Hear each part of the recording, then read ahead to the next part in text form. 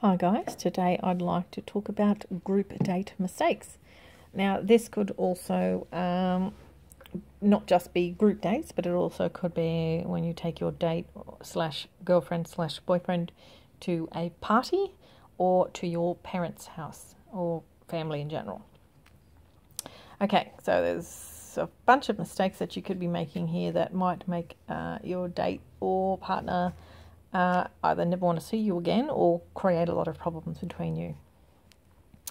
Okay, so the first one is not chipping your mates, or maybe you do this yourself, but not chipping your mates when they pull out their phones when you're on the group date or wherever it is, and they're showing you things on their phone, videos or whatever, and you're sitting there looking at their phone or watching their videos and laughing with that person, and your date's sitting there twiddling their thumbs because they're completely left out of it. Not on. If your friends do that, you need to pull them up and ask them not to include you instead, or or watch together or something. But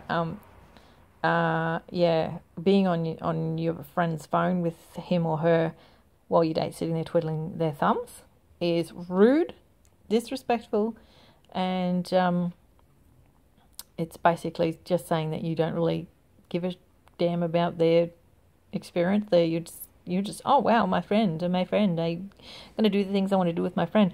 You're not there to do what you would do one-on-one with your friend. You're there in a group situation, and you need to be thinking of everybody, especially your date, because she or he doesn't know anybody there or barely knows them.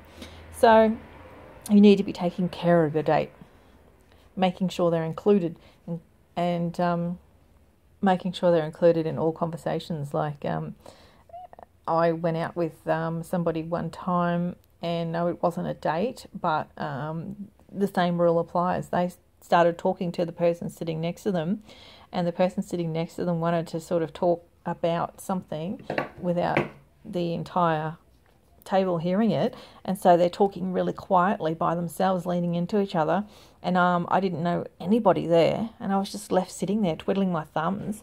Nobody was talking to me because they're all in their own little conversations. I couldn't hear what these two were saying, so I couldn't join in, and I just felt so isolated and embarrassed and awkward and all the rest of it. Now, the person I went with should have been making sure I was included. And if it was a conversation where that person wanted to say something privately to them, they should have asked them to say it at another time and not just put their backs to me, basically, and excluded me. That was really quite rude. But that person didn't see anything wrong with their behaviour, and you couldn't tell them otherwise. So unless that your date's a really, really confident person who a really big extrovert and will just go off and mingle and make friends with people she doesn't even know and make her own conversations, his or her own conversations, then you need to to a point babysit them that night. I know there are a lot of people who say, oh, I don't want to have to babysit them, but think of it this way: you're walking into a party or a gathering or whatever, when you know absolutely everybody there, you are so incredibly comfortable and feeling at home and all the rest of it. But your date has walked in and they're everybody's strangers. They don't know anybody from a bar of soap. So to say I don't want to have to babysit someone in a situation like that is so rude and uncaring. You need to babysit them to a certain degree, to the level that their extrovertedness and confidence and ability to go and strike a conversation up with a stranger allows. So don't be selfish and rude and just say, if I take you somewhere with a complete bunch of strangers, I need to just be able to piss off and leave you on your own. That's so rude and so wrong. And if somebody did that to me, they probably wouldn't last long. Now I wouldn't say I'm an extrovert, but I'm not an introvert. I'm what they call, the term that's been coined, ambivert. And I can make conversations with strangers, but if I walk into a room and everybody knows each other and I know nobody, it's still very daunting because everybody's off in their own little conversations and words, catching up with the people they know that they don't want to sit down and spend the night talking to a stranger. They just want to be comfortable and relax and talk to the people they know. So your date could very well be left out in a way, unless she's extremely extroverted and puts herself out there, or he. So realize that if you take your date or girlfriend or boyfriend to a group situation like that, that you are going to have to do some babysitting to some degree, depending on that person's personality. So don't be so immature and say, I shouldn't have to babysit someone, because that's so wrong. Okay, another thing not to do is telling everybody there your date's faults or habits or embarrassing things they did or something like that. They don't know these people. They don't want them knowing everything about them or embarrassing things about them. They don't want everyone sitting there laughing at them, silly things they did and stuff like that. You should be building your date up to them. You should be talking about the wonderful things about them. Ribbing them and having a bit of fun like that should come much later down the track, when they know the people, when they're comfortable, the people know what your date is actually like, and they won't be making assumptions based on the embarrassing things and faults and habits that you tell them. Like if this is the first time your friends or family or whatever is meeting your date, and you're sitting there telling them about their faults or their habits or their embarrassing things they've done, and they don't know anything else about your date or girlfriend or boyfriend, the only thing that they're going to be able to make their judgment about your date on is these embarrassing and silly things you're telling them. They don't know that this person is actually a wonderful person, or has a heart of gold, or treats you so lovely, or whatever. They don't know anything about them. So do you really want to make your first impression to your friends and family bad or embarrassing or silly or weird or kooky or eccentric or whatever? Say the positive things. Don't embarrass them. Nobody wants to be embarrassed, and there are people out there to varying degrees that will hate that or just laugh it off. But even those that do laugh it off, there's going to be a percentage of those that are really embarrassed, but they just won't let on. So don't do it. And in the same vein, ganging up in a funny way on your date with your family and friends, like say your date or girlfriend or boyfriend does something that you think is not right or not good or silly or whatever, and you tell the others about it, and they say it's not right or silly or whatever as well, so you all sort of gang up, a group against one. Again, that's not good. So do not gang up. You might think it's funny, you might think you're trying to prove a point in a funny way or anything like that, but they're just going to feel ganged up on, and it's going to come across as disrespectful. So back into sort of the same line as not babysitting them. Walking off and leaving your date behind to fend for themselves, to make conversation with themselves, that's not good. Like I said, babysit them at least to a certain degree, depending on their personality. Do not just piss off and go hang out with your mates or whatever and just leave her there or him there to fend for themselves. Not cool. Talking about things that your date has no clue about. So you're catching up with your mates or whatever, we get that. But save the whole talk about things that she hasn't got any idea about or any interest in to when you're catching up with that person by yourself.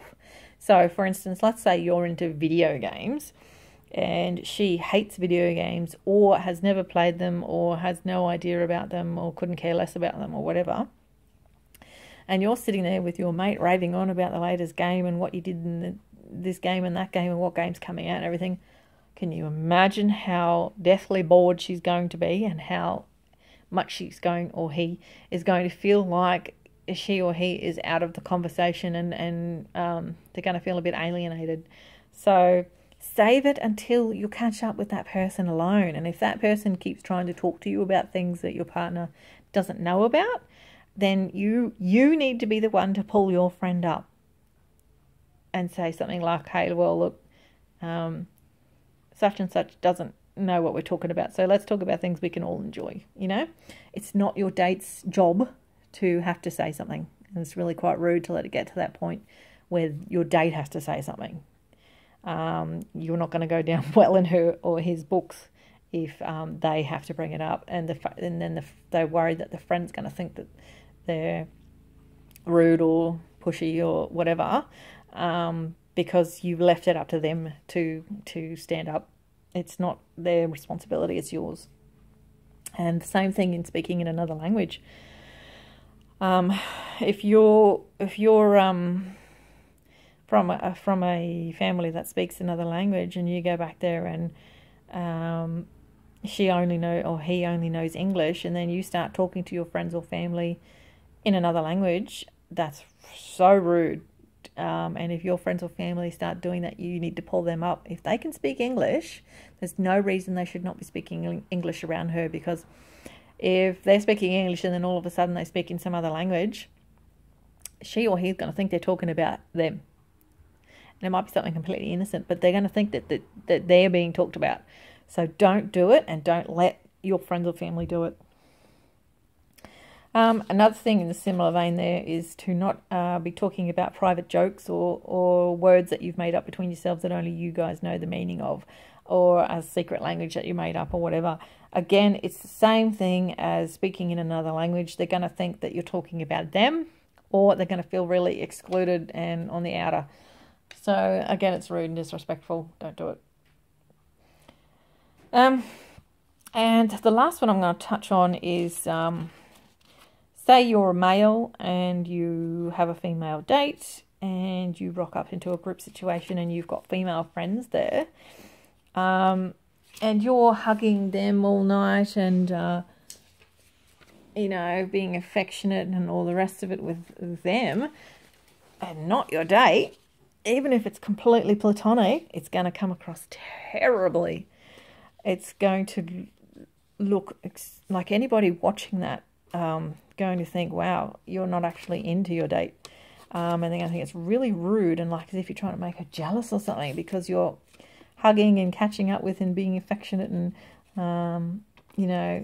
paying so much more attention to these other people, especially of the same gender as your date.